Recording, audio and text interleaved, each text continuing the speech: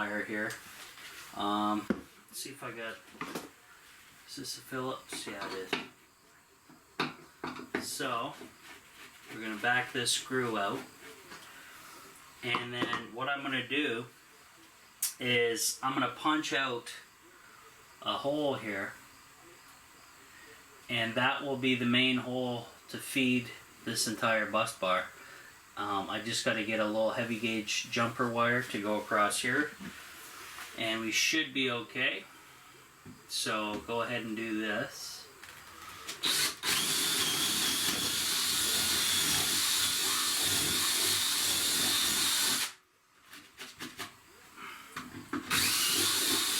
Now you know why I didn't want to use the Dyson just yet, because we got more drilling to go.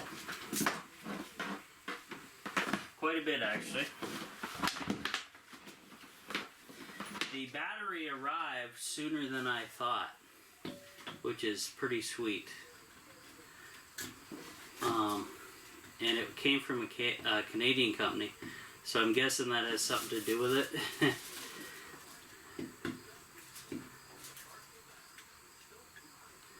I gotta feed this thing through, and I probably can't do it sitting down.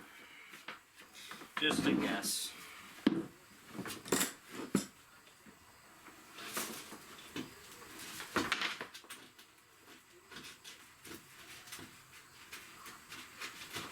Okay, where is...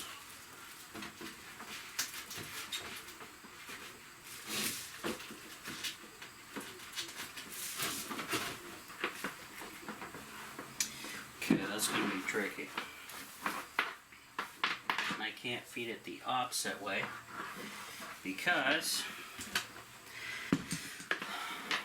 it already has a lug terminal on it.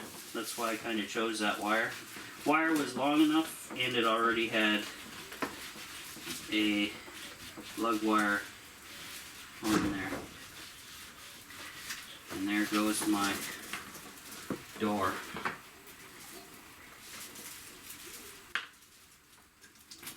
There we go.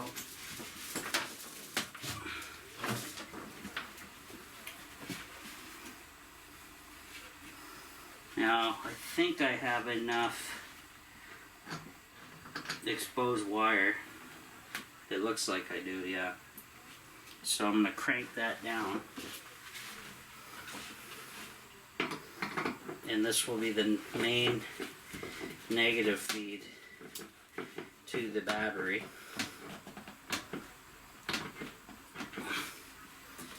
Voila. Okay. Get that back underneath the 2x4. Now, I need a heavy gauge jumper wire to go in here, so we're going to do that next. See what I can find. Some piece of scrap heavy gauge wire would be great, because I want to make it fairly simple. Let's see what I got back here in the collection.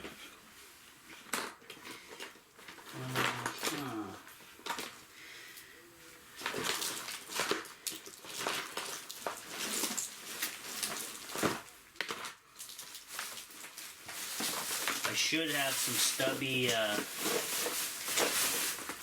actually this one, if I cut it, I think I will. Yep, I got my side cutters right here. This will work for both, actually. I got this heavy gauge stuff. I'll show you guys in a second.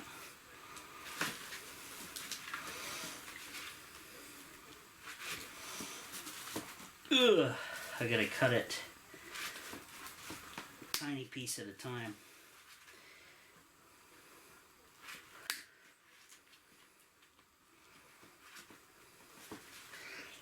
Oh, yeah, rotten.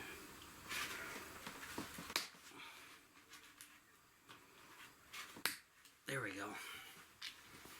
So, let's show you this stuff. So we have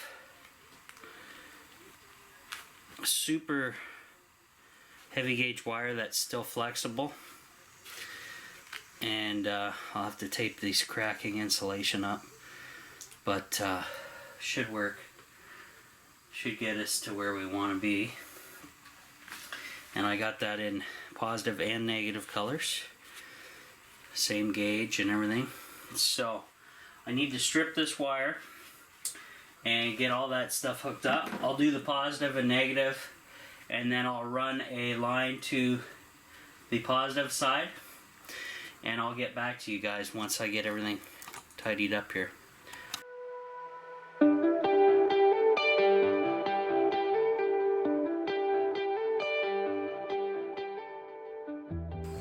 Hey guys, back again. So what I'm thinking about doing is I have this on-off switch disconnect, and I want to mount it kind of in the center here, and then I'm going to pop some holes in again to connect up the load center.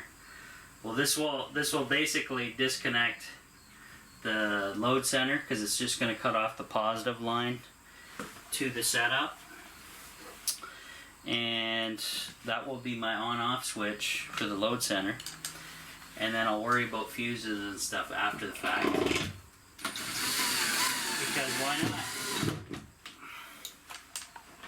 So I'm just going to mount this thing with a couple screws.